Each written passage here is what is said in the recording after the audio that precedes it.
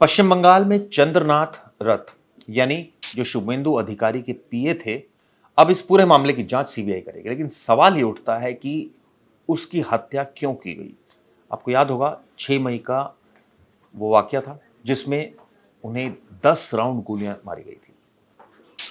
हमलावर ने ताबड़तोड़ गोलियां चलाई थी, उसके बाद वो फरार हो गया था। इस मामले में 3 गिरफ्तारी हुई। पहली बक्सर यानी 2 गिरफ्तारी बक्सर से और 1 बलिया से। राज सिंह, ये आप जो तस्वीरें देख रहे हैं दरअसल ये राज सिंह की है।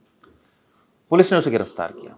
पुलिस ने कहा कि एक टोल प्लाजा पर यूपीआई पेमेंट हुई जिसके आधार पर उनको क्लू मिला यानी नंबर मिला और उसके आधार पर वो जांच करते करते बिहार के बक्सर और यूपी के बलिया तक पहुंचे जहां पर आरोपी गिरफ्तार हुए।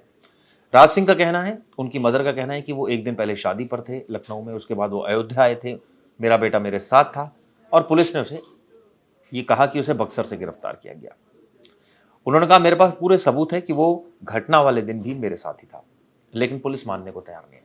इस मामले में राज सिंह की बहन का भी बयान सामने आया। उन्होंने कहा कि राजनीतिक साजिश के तहत उनको फंसाया गया है। लेकिन आपको बता दूं, राज सिंह भी कोई दूध का धुला नहीं है। उसके ऊपर मुकदमा है मर्डर का। 2020 का मामला था जब अंडा व्यवसायी की हत्या कर दी गई थी। अभी तक इस मामले में कोई जजमेंट नहीं आया है।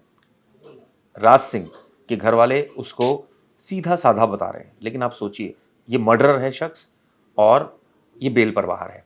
अभी ट्रायल होना है, हो सकता है आने वाले वक्त में उसको सजा हो, लेकिन किस बिना पर उसकी मां और उसकी बहन इस तरह की बातें कर रही है, जबकि पश्चिम बंगाल पुलिस को कोई क्लू मिला होगा तभी वो वहां तक पहुंची। ऐसे हवा में तीर नहीं चलाया गया।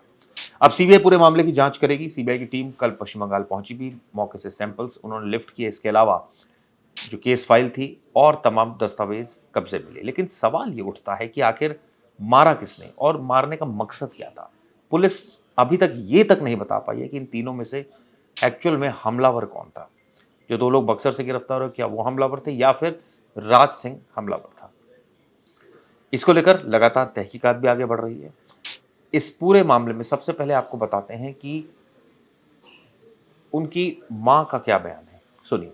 क्या नाम है आपका? मेरा नाम जामवंती सिंह है। जामवंती सिंह। क्या हुआ है? मेरा बेटा राज है। वो गई थी लखनऊ शादी में जा रहा था, शादी में जा रहा था राज। किसके साथ? एमएलसी साहब के बेटी की। उसी में हम भी कही कि हमको भी बाबू लेते चलो और हम भी ना वहाँ थोड़ा दर्शन कर लेंगे, और उसके बाद चली गई उसके साथ। करीब यहाँ हम लोग 7 बजे 11 साढ़े 11 के आसपास गए थे अपनी गाड़ी से, जिसमें ड्राइवर थे, उनका ओम प्रकाश सिंह नाम है, मैं हूँ, राज था और उसका एक दोस्त था जो कि फोटो वोटो खींचने के लिए, और एक मोनू नाम का लड़का था। 5 लोग हम लोग गए। 5 लोग हम लोग लखनऊ पहुँचे। लखनऊ पहुँचने पे एमएलसी साहब की जो जहाँ मैरिज हॉल थे शादी के, उसके आसपास में ही एक मैरिज हॉल वो लिए, गेस्ट हाउस लिए और वहाँ रुक गए। रुके तो बच्चे चले गए शादी में, हम जो है ना रूम ही पे रुक गई, और वहाँ पे हम रुक गए। वो 12 बजे शादी अटेंड करके आए, फिर हम लोग सो गए और सवेरे उठे हैं तो नहा धो करके किचौसा शरीफ गए हैं। किचौसा शरीफ गए हैं वो करने, दर्शन करने। वहाँ मखदूम अशरफ बाबा का मजार है जहाँ हम जाती हूँ कभी कभी। वहाँ जा कर के रुके हैं हम रूम ले करके 2 ठे, और बच्चों का वहाँ पे आधार कार्ड वगैरह सब है। और वहाँ पे हम रुक करके सुबह वाले दिन स्नान की हूँ और जाकर पूजा पाठ की हूँ। रात से चादर भी चढ़वाई हूँ, और उसके बाद क्या करती हूँ कि उसी दिन हम अयोध्या दर्शन करने के लिए निकल गई हूँ। हम अयोध्या दर्शन की 8-9 के बीच में। बच्चों की भूख लगी थी, जा करके उनको खाना खिलाई एक ढाबा पर। खाना खिला करके मैं सब निकल रही थी वहाँ से बलिया की, तब तक किशोर टीम ने आकर के हमारे बच्चे को दबोच लिया और हमको भी। उसके बाद हम अब क्या करूं, वहाँ पे महिला थाना में हमको रख दिए लोग और बच्चों को अपने पास रख लिए। रात भर रखे। सुबह वाले दिन जाने के टाइम हमको बस 10 मिनट के लिए हमारे बच्चे से मिलवाए, और क्या तो हम लेकर जा रहे हैं। कोलकाता पुलिस आई है, लेकर जा रहे हैं उसको। और हमको बस कुछ समझ नहीं आ रहा है कि मेरे बच्चे के साथ क्या हो रहा है। आपने पूछा नहीं कि क्यों ले जा रहे हैं आप लोग? हम क्या तो हम लेकर जा रहे हैं, पूछताछ में लेकर जा रहे हैं, किसी को मार दिया गया है और लेकर चले गए। अभी तो कुछ समझ नहीं आ रहा है कि कहाँ है मेरे बच्चा, कैसे है, किस साल में है। ये सर हमारे पास 6 तारीख का 7 तारीख का कभी का कहिएगा सीसी कैमरा फुटेज है, मैं घर में लगाई हूँ। उसके बाद घूम घूम करके पूरे शहर में अपने लिए कपड़ा खरीदा है, और उसके बाद हमारे पास घर में रहा है, मेरे साथ गया है। 9 तारीख तक मेरे साथ ही था, अयोध्या में दर्शन किया। पुलिस जब आपके बेटे को पकड़ी तो आपने पुलिस से पूछा कि आखिर क्यों पकड़ रहे हैं आप लोग? क्या तो कुछ पूछताछ करनी है, छोड़ देंगे। और फिर वो सौंप दी कोलकाता पुलिस को। एसओजी टीम थी। और इसके पहले आपके बेटे कभी कलकत्ता गए थे क्या? कभी नहीं सर, मेरा रिश्तेदारी भी नहीं है कोलकाता में, मेरा कोई संग संबंधी नहीं है, मेरे कुछ कोई नहीं है वहाँ पे, कभी हम नहीं गए वहाँ पे। कलकत्ता से आप लोग आपके परिवार का किसी का नाता नहीं? कुछ नहीं है, कोई रिश्ता नहीं, कोई नहीं है, ना उसका दोस्त है ना कुछ। बस मैं यही चाहती हूँ कि न्याय मिले, सीसी कैमरा फुटेज देखा जाए, मेरा मोबाइल ट्रैक किया जाए, घर में मेरा बच्चा था वो सब देखा जाए। वो 1-2 दिन उसको गिरफ्तार किया गया है? सर हमें नहीं कुछ समझ में आ रहा है क्यों किया गया है।